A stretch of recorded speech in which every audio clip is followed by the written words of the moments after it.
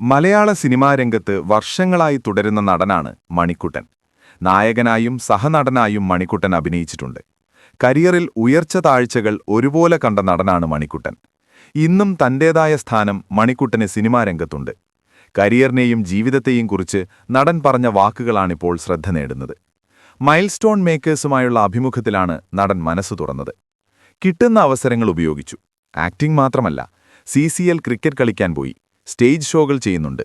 സിനിമയുടെ ഭാഗമായി ഏതെങ്കിലും ചാനൽ ഷോ വന്നാൽ അതും ചെയ്യുന്നുണ്ട്. സിനിമയില്ലാത്ത നാളുകൾ ഉണ്ടായിരുന്നു. പക്ഷെ അതെന്നെ ബുദ്ധിമുട്ടിൽ കൊണ്ടെത്തിച്ചിട്ടില്ല. 3 നേരം ആഹാരം കഴിക്കാനും വൈകുന്നേരം ജിമ്മിൽ പോകാനുമുള്ള പണം എനിക്ക് സിനിമ തരുന്നുണ്ടായിരുന്നു. എന്റെ സുഹൃത്തുക്കളായ 15 പേരും വിവാഹം ചെയ്തു, കുഞ്ഞുങ്ങളുമായി. പല വിഷമങ്ങളും പറയും.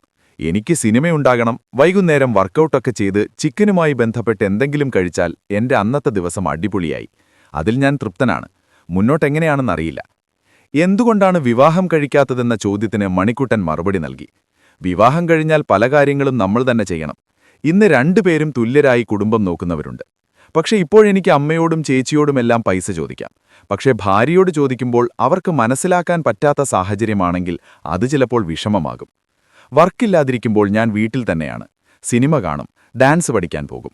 സെറ്റിൽഡ് ആകട്ടെ എന്ന് വിചാരിച്ചു. അത് നടന്നില്ല. ഇപ്പോൾ ഈ ലൈഫിൽ ഞാൻ ഓക്കെയാണ്.